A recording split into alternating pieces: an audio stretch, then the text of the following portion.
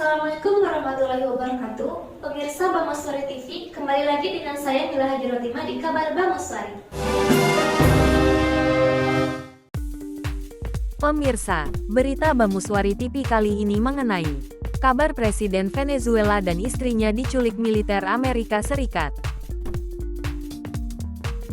Apa yang diumumkan Donald Trump tentang penangkapan Presiden Venezuela Nicolas Maduro langsung dari kompleks istana bersama istrinya, lalu dipindahkan ke luar negeri bukan sekadar kabar luar negeri.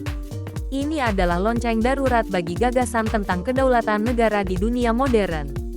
Sebab jika satu negara bisa diringkus dalam hitungan menit, apa arti batas, hukum, dan pengakuan internasional yang selama ini diagungkan? Sejarah memang pernah mencatat peristiwa serupa. Panama, Desember tahun 1989. Manuel Noriega ditangkap setelah operasi militer Amerika Serikat yang spektakuler dan brutal. Dalihnya sederhana, nyaris sepele, satu prajurit marinir tewas dalam keributan lokal.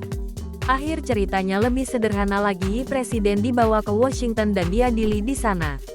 Kini, pola itu terulang, tetapi dengan kecepatan yang lebih mencengangkan. Kali ini bahkan tidak perlu 2 hari. Tidak perlu drama panjang. Setengah jam sudah cukup untuk menculik Presiden Venezuela dan istrinya.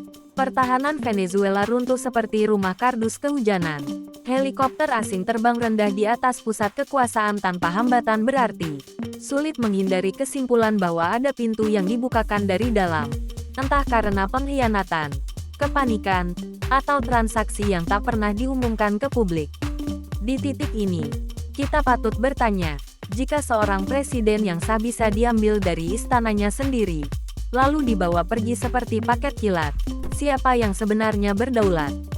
Apakah kedaulatan masih milik rakyat dan negara, atau hanya formalitas di atas kertas yang mudah sobek ketika bertabrakan dengan kepentingan kekuatan besar?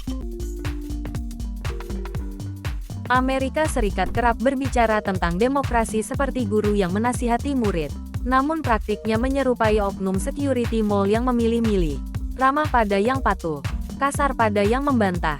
Selama seorang pemimpin tunduk, meski korup atau otoriter, ia dianggap mitra. Begitu mencoba berdiri tegak dan berkata, tidak, pintu istana bisa berubah menjadi pintu sel. Ironinya, semua ini dikemas dengan bahasa moral, hak asasi, stabilitas, perdamaian. Seperti iklan deterjen di televisi hitam putih di kata-kata, tapi meninggalkan residu pahit di kenyataan. Bahkan penghargaan perdamaian bisa terasa seperti lelucon mahal ketika tokoh-tokoh yang didukung justru diduga membuka jalan bagi penangkapan pemimpin negaranya sendiri. Gambaran ini tidak asing. Kita tahu rasanya ketika sumber daya alam diperebutkan. Ketika kekayaan tanah justru mengundang tamu tak diundang. Venezuela, negara dengan cadangan minyak melimpah, kini tampak seperti warung kelontong yang dirampok ramai-ramai. Sementara pemiliknya dibawa pergi agar tidak berteriak.